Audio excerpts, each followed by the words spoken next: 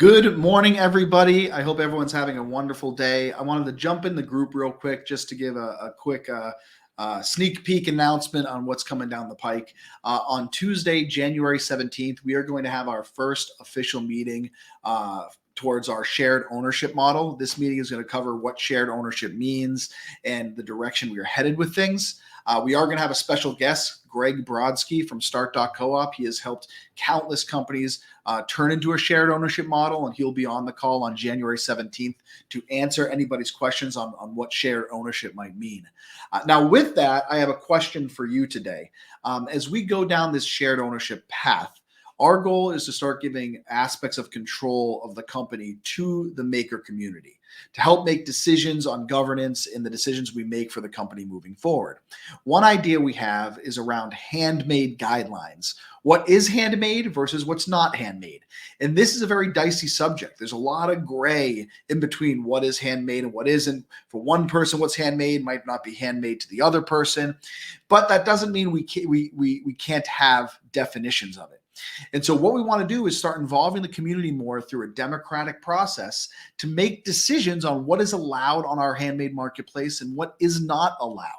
Now, this can lead to some uncomfortable conversations, as any debate like that might happen. But we really want to create a community where these decisions can get made in a safe space.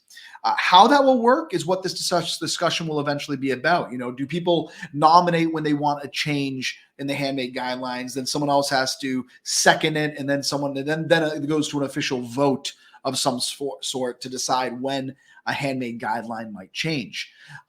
If you haven't seen our handmade guidelines, definitely go to the bottom of goimagine.com. You'll see the link there so you can see what our existing handmade guidelines are. And as an example, one thing that we've always been tossing around the idea is around what is allowed to be printed and drop shipped and what isn't. Right now, we do not allow drop shipping. And part of the reason for that is we don't want drop shipping to be an easy way for people to start manufacturing, right? We want to make sure things are truly handmade.